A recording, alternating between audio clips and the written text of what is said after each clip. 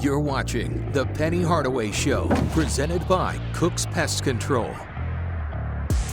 Well, Tulane gets Memphis for the second time this year. We'll recap the game against the Green Wave, sit down with the NIL director here at U of M, and look ahead to a road trip to Tampa and a home game against Temple. It's The Penny Hardaway Show. Let's go. The game is on.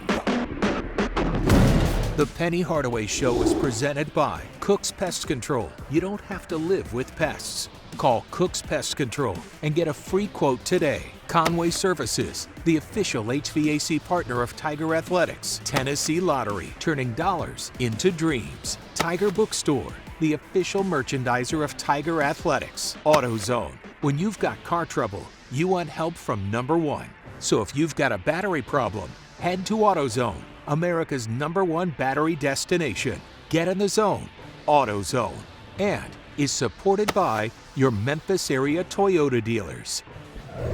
You just never know in college basketball. Hi, everybody. I'm Dave Woloshin. I'm Matt Infield. Memphis falls to Tulane for the second time this year. Let's check out the highlights. Big day for Tiger basketball across the board. At long last, Lorenzen Wright, number 55, retired at FedEx Forum, right next to Penny Hardaway's number 25. A Memphis legend immortalized forever. Plus, Larry Finch bobblehead day as well. The winningest coach in Tiger history and Memphis native honored. Plus, it was a revenge game for the Tigers, trying to avenge a loss to Tulane in NOLA on New Year's Day. Another monster game for DeAndre Williams earns him our Outstanding Performer of the Week honor. 19 points, 17 rebounds for him. This layup puts Memphis up by 1. Elijah McCadden is our Defensive Player of the Week. Tigers down 1. Great closeout by him. Forces a shot clock violation. Game would go to overtime, tied at 79 apiece. Tigers down 1 with 8 seconds left in OT. They call 3, as you'd expect. Davis trying for the game-winning triple, but can't get it to fall. Memphis falls in an overtime heartbreaker, 90-89. Their first home loss since January 2022. Coach, I know it's hard to believe, but we're halfway done. So let's sort of look back and analysis of the first half season in the conference. You happy, not happy, where you at? No, I'm happy. I mean, with the injuries that we've had, we let a couple games go that we know that we should have won, but we bounced back pretty well. And especially being undermanned and not having everybody back throughout that entire 5, 6, 7 game series. And to come out of that the way we did is, I'm happy about that. I think a lot of people had really high expectations of Kendrick Davis before the season started, and it feels like he's surpassed them. Just how do you sum up what he's given you guys this year? Special.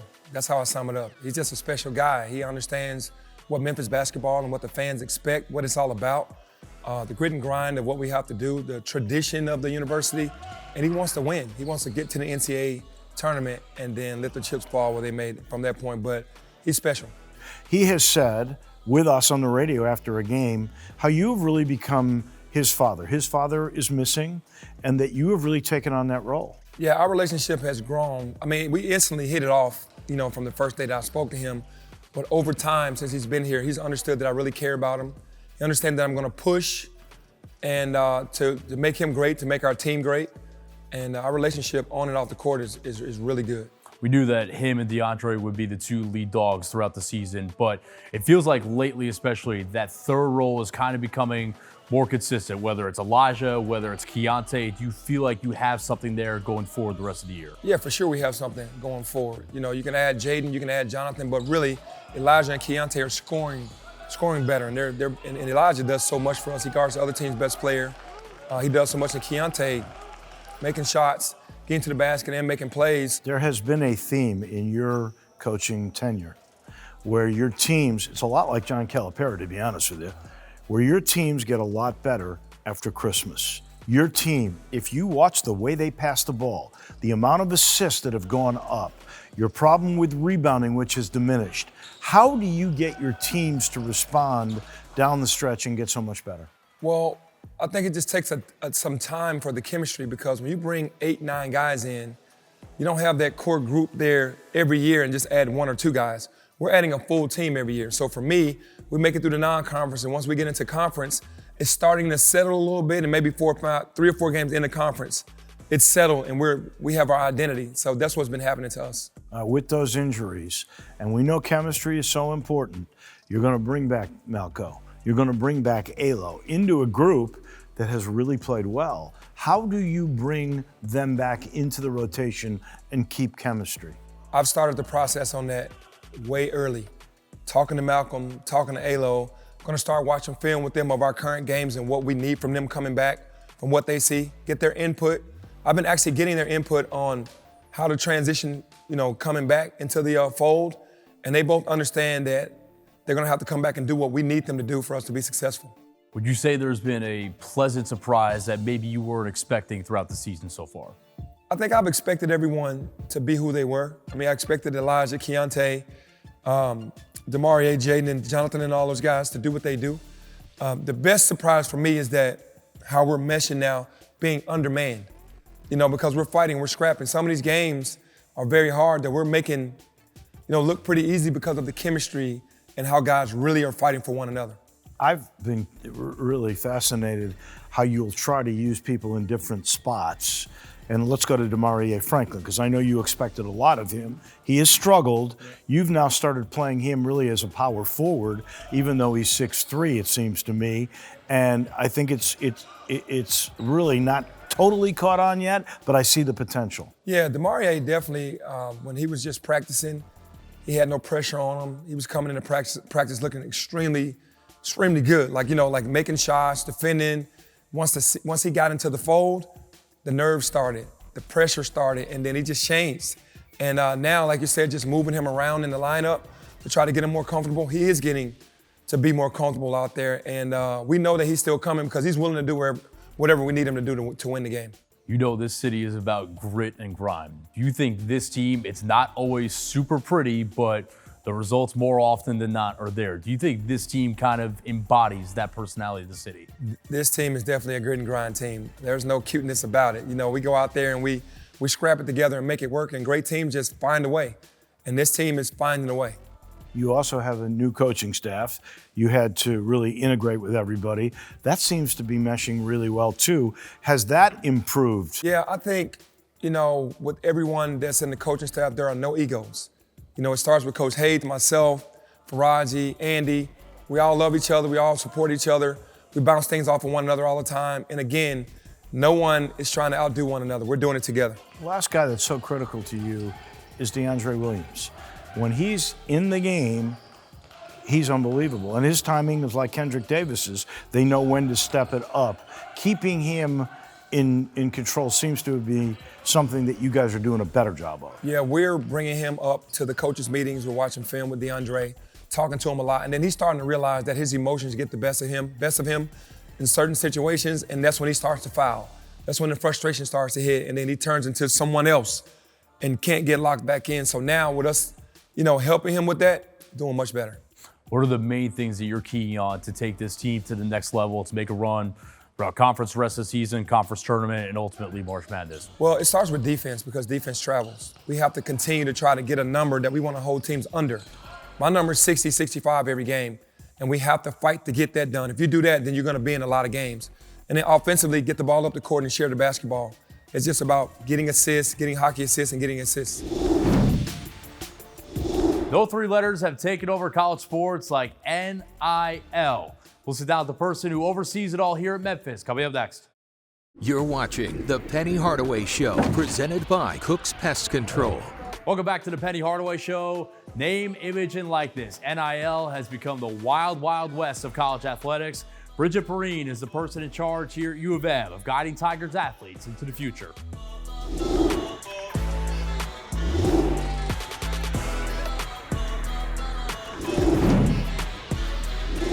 Perrine was a college athlete herself, competing in track and field at Lipscomb. So the discussion around NIL is nothing new to her. I knew I, as a student athlete, wasn't able to have certain jobs because it capitalized on my name, image, and likeness. And so having the waivers that I had to sign as a student athlete that prevented me from earning in certain ways to now being able to see kids actually being able to earn is really cool. After stints working at her alma mater and then Mercer University in marketing, Perrine took the leap last February to become Memphis's first ever director of name, image, and likeness. It is a wild new world. So what did you think you were getting into, and then once you jump into it, what's it actually like? Yeah, it's building the plane as it's flying for sure. I think we get new rules every 3 months, and so we kind of are just pivoting and adapting. You know, when I first got hired, the legislation was one of the more conservative ones across the nation, and then 2 months later was then more the most liberal one. So it was kind of cool to kind of see, okay, how can we shift? How can we help position our student athletes? And then the differences of opportunities versus support versus resources, and kind of what that looks like, and how to fall within those lines to make sure that we're following all the NCAA rules, all the state laws, and everything else that might pop up along the way. So I think one of the things that a lot of people are honestly confused about is, how does money get from point A to point B, I guess, which is a player's bank account in the end? Yeah, there's a lot of different ways. We'll kind of take it from a fan's perspective. So say you're a huge fan of one of our men's basketball players, and you have a 7-year-old son who's also a huge fan of said player. You can pay them through the Open Doors Marketplace. It can be as easy as, hey, my son's birthday is tomorrow. Can you wish him a happy birthday? I'll give you $100. They send you a video, he gets $100. Your son has the best 7th birthday ever. From a brand perspective, it can kind of work that same way. Hey, I want you to come out to my restaurant. I want to put your name on a burger.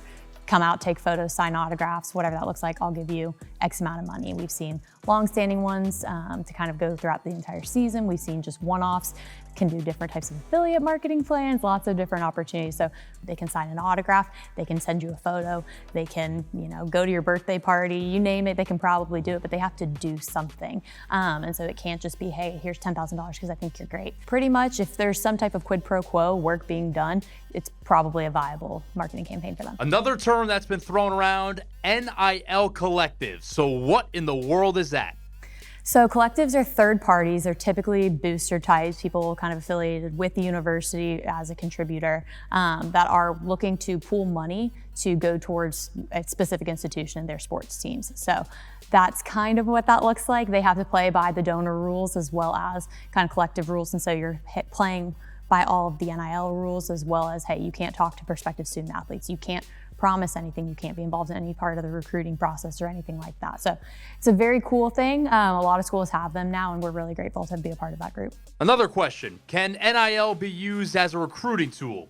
It's complicated. The short answer is not directly, but NIL, I'm not gonna say it shouldn't be a part of the recruiting process, because it now is a big part of whether or not kids, you know, can earn compensation. You know, my position was a big part of that, bringing in NIL professionals to specialize in this, to teach kids, okay, here's how to market yourself, here's how to build a pitch deck, here's what skills you're bringing to the tables, here's what key performance metrics and data-driven marketing really looks like for you as an individual. And so that is a big part of it. And then obviously talking about the portfolio of previous students on that team is a great way to kind of, you know, figure out where they're at and where they could and what they could look forward to earning within that program. Branding is a big part of it. So obviously being an institution with a great sports program, great name, just national recognition is a big part of it. But also being at a school that's willing to invest in you. So I was one of the first 10 individuals hired to specialize in NIL across NCAA schools, which is really exciting. We launched one of the first 10 marketplaces as well, which was great. And then we have partnerships with our law school on campus, our Center for Entrepreneurship, our School for Sports and Information, and stuff like that, that kind of just continues to put us at the forefront of innovation and just connecting our student athletes with people that can help them be successful. I think people just associate it with football and men's basketball, but there are some real earning opportunities out there for sports that you might not expect. Yeah. Can you hit on that a little bit? Yeah, absolutely. We have volleyball players that are earning. We have some of our softball players are up there with the best of them in our top 10 earners across campus, which is really cool. And so seeing more people invest in women's sports across the board is great. It's the 50th anniversary of Title IX this year. So we're seeing a lot of people take advantage of that. And so looking to kind of continue to grow that, whether it's with a sponsor or with donors and just individuals in the community that want to see all of Memphis succeed, has been really, really awesome. How do you take NIL at Memphis to the next level? Oh, there's a lot of just innovation that can happen in the space because it's still so young. There's so much that hasn't been done. And so I have a running list of things on my phone of different projects and collateral we can implement and partnerships we can implement across the city and across the globe that I think could be really awesome.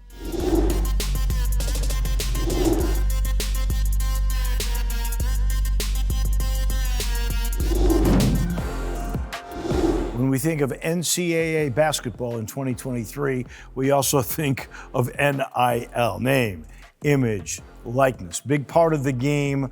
How do you view that? And I know you have to be careful because you can't be as involved as the compliance people. Yeah, it's a huge part of the game now. It's what makes and breaks a lot of these schools on getting a guy or not getting a guy, with them understanding their NIL opportunities. And for me, I think it's great that the young men and young women are able to get paid for their name, image, and likeness, because I think that's fair. We were talking about recruiting a couple weeks ago on the show, and you said half-heartedly, but you were keeping it real too, that you are the sell for a lot of these recruits.